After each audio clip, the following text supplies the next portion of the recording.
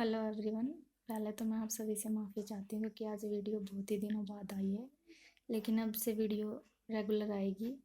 और आज का जो हमारा जो चैप्टर है वो है मुद्रा किसे कहते हैं, मुद्रा की परिभाषा या मुद्रा का अर्थ और मुद्रा के विभिन्न कार्य, मुद्रा के कितने प्रकार के कार्य हैं और वो कौन कौन से हैं, मुद्रा किस किस कार्य का माध्यम है। तो आपका समय न लेते हुए स्टार्ट करते हैं। सबसे पहले हम देखेंगे कि मुद्रा क्या होती है, मुद्रा का अर्थ क्या है। तो मुद्रा मुद्रा जब कोई मुद्रा वह वस्तु होती है, यानी कोई भी वह वस्तु हो सकती है मुद्रा, जो सामान्य रूप से मूल्य का माप यानी जिस किसी भी वस्तु का जो मूल्य है हम मुद्रा के अनुसार उसे माप सकते हैं कि एक वस्तु के लिए हम कितना कैश देंगे, कितनी मनी देंगे या कितनी मुद्रा देंगे। किसी भी वस्तु का जो मूल्य है उसका माप करने के लिए हम मुद्रा का प्रयोग कर सकते हैं, मुद्रा का प्रयोग करते हैं। तो मुद्रा का एक कार्य क्या है, मूल्य का माप। दूसरा है विनिमय का माध्यम। विनिमय का अर्थ क्या होता है, किसी वस्तु के बदले दूसरी वस्तु को लेना, या इसे हम विनिमय कहते हैं। तो वस्तु को खरीदना, बेचना।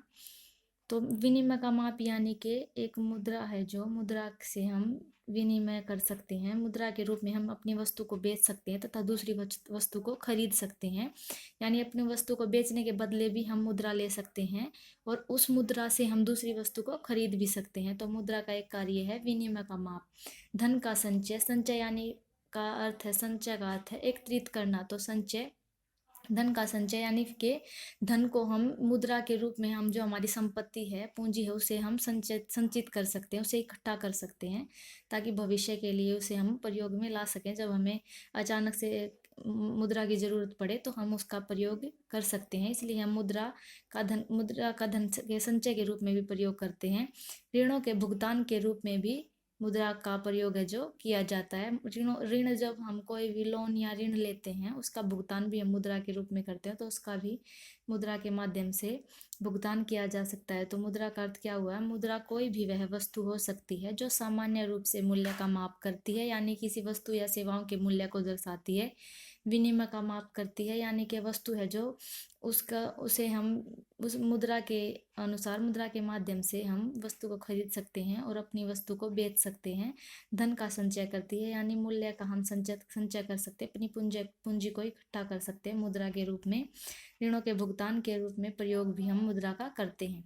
अब आगे है मुद्रा के कार्य कितने प्रकार के होते हैं। तो मुद्रा 3 प्रकार के कार्य होते हैं। मुद्रा के प्राथमिक कार्य, मुख्य कार्य, हम इसे मुख्य कार्य भी कह सकते हैं। दूसरा है गौण कार्य, जिसे हम सहायक कार्य भी कह सकते हैं।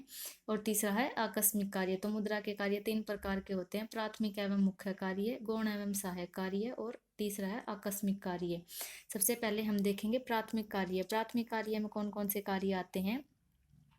मुद्रा के कार्य है प्राथमिक कार्य, जिसमें सबसे पहले विनिमय का माध्यम। मुद्रा का कार्य विनिमय का माध्यम है। अब विनिमय का माध्यम क्या होता है, मुद्रा विनिमय के माध्यम के रूप में किस प्रकार प्रयोग की जाती है, ये इसमें बताया जाएगा। तो मुद्रा का कार्य विनिमय का माध्यम है। इसका अभिप्राय है कि मुद्रा के रूप में एक व्यक्ति अपनी वस्तुओं को बेचता है तथा दूसरी वस्तुओं को खरीद सकता है। जो व्यक्ति है वो मुद्रा के रूप में अपनी वस्तु को बेच सकता है, यानी वस्तु को बेचेगा तो वो बदले में मुद्रा ले सकता है और मुद्रा का वो अपनी इच्छा से किसी भी प्रकार प्रयोग कर सकता है। और उसी जो जो उसके पास मुद्रा है उससे वह अपनी ज़रूरतमंद जिस भी चीज़ की उसे आवश्यकता है वो उसे खरीद सकता है, यानी विनिमय का माध्यम है। खरीदने और बेचने के रूप में जो मुद्रा है सहायक है, तो वस्तुओं को बेचता है तथा दूसरी वस्तुओं को खरीद सकता है मुद्रा के प्रयोग से। मुद्रा क्रय तथा विक्रय दोनों में ही मध्यस्थ का कार्य करती है। मुद्रा क्रय का अर्थ है खरीदना तथा विक्रय का अर्थ है उसे बेचना। तो मुद्रा जो क्रय है और विक्रय दोनों में ही मध्यस्थ का कार्य करती है, यानी मुद्रा दोनों कार्यों में ही प्रयोग की जाती है। मुद्रा क्रय के लिए भी और विक्रय के लिए भी आवश्यक है, एक आवश्यक वस्तु है।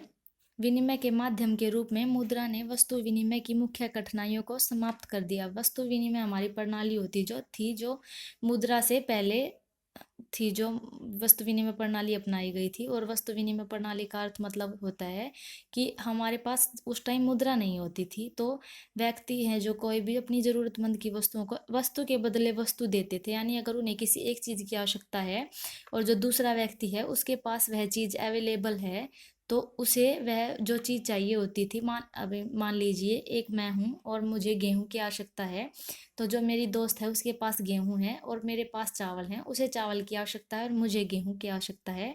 तो वो वस्तु विनिमय प्रणाली इस प्रकार होती थी कि मैं अपने चावल उसे दे दूंगी और उससे जो गेहूं है वो मैं ले लूंगी, उसकी चावल की पूर्ति पूरी हो जाएगी और मेरी गेहूं की पूर्ति पूरी हो जाएगी। इसे ही वस्तु विनिमय प्रणाली कहा जाता था। तो जब से मुद्रा आई है, उसने जो वस्तु विनिमय की मुख्य कठिनाइयां थी ना वस्तु विनिमय प्रणाली की, वो सभी कठिनाइयां दूर हो गई हैं जब से मुद्रा आई है। तो इसे ही वस्तु विनिमय का माध्यम इस प्रकार मुद्रा विनिमय का एक माध्यम है। अगला पॉइंट है मूल्य का मापदंड। मूल्य का मापदंड क्या होता है? मुद्रा का दूसरा कार्य वस्तुओं तथा सेवाओं के मूल्य को मापना, अतः मुद्रा लेखे की इकाई के रूप में भी कार्य करती है। मुद्रा है जो वो लेखे की इकाई के रूप में कार्य करती है, यानी मूल्य का मापदंड करती है। अभी मूल्य का मापदंड का अर्थ क्या होता है? इसका अभिप्राय है कि प्रत्येक वस्तु व सेवा के मूल्य को जो मुद्रा के रूप में मापा जा सकता है, यानी प्रत्येक वस्तु, जैसे अभी ये पहले ये होता था, अभी जैसे सेब है, पहले यूं नहीं पता होता था कि भाई सेब कितने रुपए किलो हैं।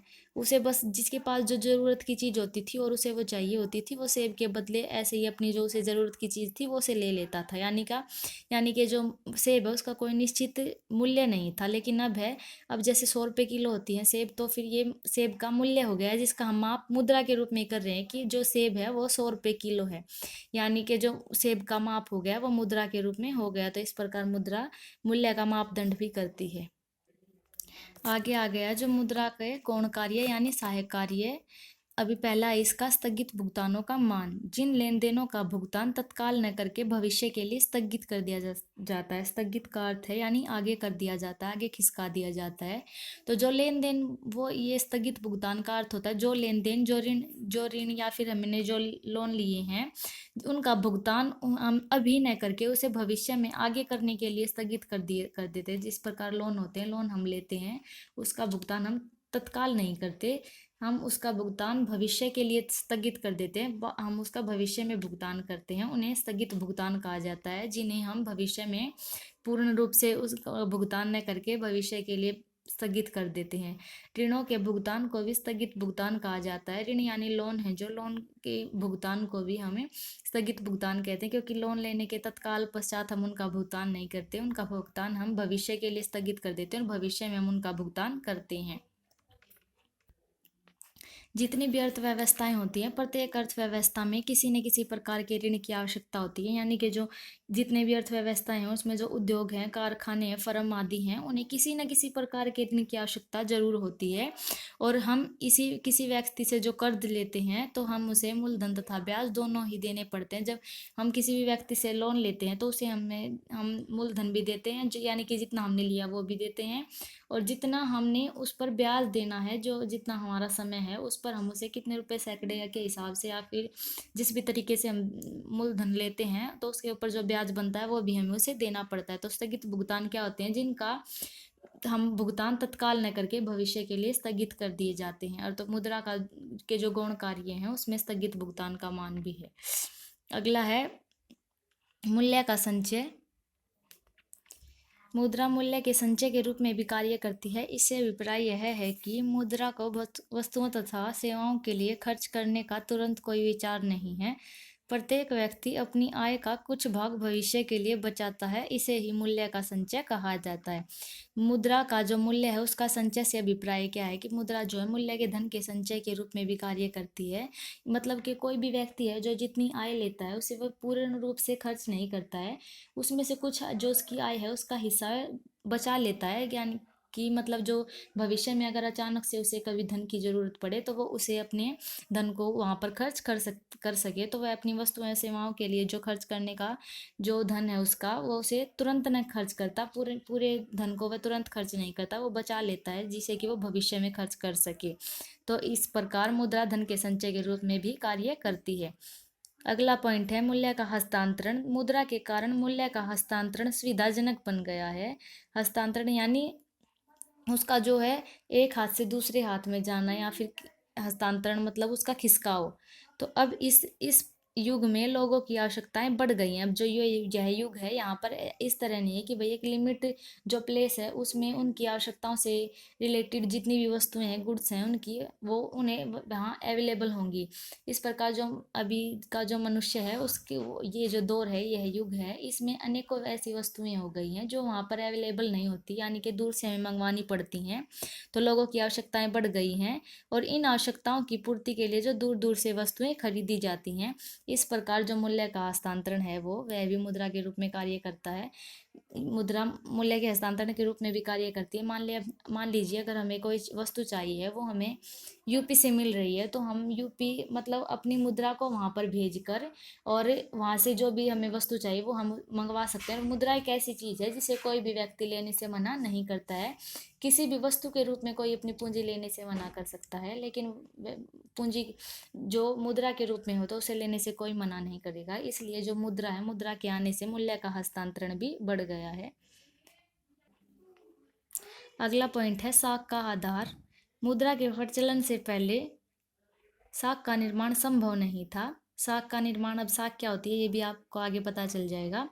आज लगभग देशों में चेक, ड्राफ्ट, विनिमय पत्र इत्यादि साख पत्रों का प्रयोग किया जाता है। मतलब साख उसे कहते हैं जैसे डेबिट कार्ड, क्रेडिट कार्ड, ये जितने भी हमारे कार्ड होते हैं मतलब कि जिससे हम बैंकों से कैश निकलवा सकते हैं, जिनके द्वारा चेक चेक हैं, इन्हें हम साख पत्र कहते हैं। तो मुद्रा के प्रचलन से पहले जो क्रेडिट कार्ड और डेबिट कार्ड, ये जितनी भी सुविधाएं हैं, हमें बेनिफिट्स जो मिले हैं, वो मतलब संभव नहीं थे कि मुद्रा के बिना साख का निर्माण भी किया जा सकता है। तो मुद्रा के प्रचलन से पहले साख का निर्माण संभव नहीं था। आज लगभग देशों में चेक, ड्राफ्ट, विनिमय पत्र इत्यादि साख पत्रों का प्रयोग किया जाता है। इन साख पत्रों का आधार मुद्रा ही है। लोग अपनी आधी से कुछ राशि है, जो यानी कि जो व्यक्ति है जितनी उसकी आय है, उसकी आय से वह कुछ राशि बैंकों में जमा करवा देते हैं, और ये जो जमा करवाई जाती है, इसी जमा को वह बैंकों से मुद्रा के चेक, ड्राफ्ट, ये जो पत्थर हैं, इनके द्वारा मुद्रा के रूप में निकलवा सकते हैं। इस जमा को ही वह चेकों द्वारा मुद्रा के रूप में निकलवाते हैं। तो मुद्रा के बिना साख का निर्माण है जो वो संभव नहीं था। साख का आधार मुद्रा ही है। अगला पॉइंट है अधिकतम संतुष्टि। मुद्रा के रूप में धन का व्यय करके उपभोक्ता अधिकतम संतुष्टि तथा उत्पादक अधिकतम लाभ प्राप्त कर सकता है। उपभोक्ता कौन होता है? जो वस्तु को खरीदता है। और उत्पादक कौन होता है? जो वस्तु को बनाता है और उसे बेचता है। तो उपभोक्ता अधिकतम संतुष्टि प्राप्त कर सकता है। किसी भी चीज़ को खरीदने से हमें जितनी सेटिस्फेक्शन प्राप्त होती है, उस सेटिस्फेक्शन को ही हम संतुष्टि कहते हैं। तो हमें उससे जितनी सेटिस्फेक्शन मिली है उसे अधिक करने के लिए अधिक करता है। मुद्रा के रूप में धन का व्यय करके ही उपभोक्ता और उत्पादक अधिकतम लाभ के उद्देश्य से कोई भी प्रोडक्ट का प्रोडक्शन करते हैं। तो जो प्रोडक्शन वो करते हैं उसे अधिकतम बेनिफिट के लिए करते हैं। तो वो जो अधिकतम बेनिफिट वो अपना इसी प्रकार कर सकते हैं जब वह मुद्रा के रूप में धन का व्यय करेंगे। एक उपभोक्ता विभिन्न वस्तुओं के उपभोग से अधिकतम संतुष्टि तभी प्राप्त कर सकता है जब वह उन वस्तुओं से प्राप्त होने वाली सीमांत उपयोगिता, जब जो जितनी वो वस्तुएं हैं, वो जितनी खरीदता है या बेचता है, जो उपभोक्ता है वो विभिन्न वस्तुओं से जितनी उसने वस्तुएं खरीदी हैं, उनसे वो अपनी अधिकतम संतुष्टि तभी कर सकता है जितनी उसने वस्तुएं खरीदी उनसे सभी से उसे समान सीमांत उपयोगिता प्राप्त हो रही हो। अब सीमांत उपयोगिता हम माइक्रो इकोनॉमिक्स में पहले पढ़ चुके हैं। तो आई होप आप सीमांत उपयोगिता समझ रहे हैं। और अगर आपने सीमांत उपयोगिता वाला चैप्टर नहीं किया है तो मैं पहले इस पर वीडियो बना चुकी हूँ, आप प्ले लिस्ट से जाके देख सकते हैं। तो एक उपभोक्ता अधिकतम संतुष्टि तभी प्राप्त कर सकता है जितनी उसने वस्तुएं खरीदी हैं उनकी सभी की सीमांत उपयोगिता बराबर हो। और एक उत्पादक अपनी जो सीमांत उपयोग है एक जो उपभोक्ता है वो विभिन्न वस्तुओं से प्राप्त होने वाली सीमांत उपयोगिता को बराबर करके अपनी जो अधिकतम संतुष्टि के स्तर को प्राप्त कर सकता है, यानी अपनी संतुष्टि के स्तर को अधिकतम कर सकता है। तो मुद्रा अधिकतम संतुष्टि का भी एक आधार है, अधिकतम संतुष्टि प्राप्त करने का आधार है। अगला पॉइंट है राष्ट्रीय आय का वितरण।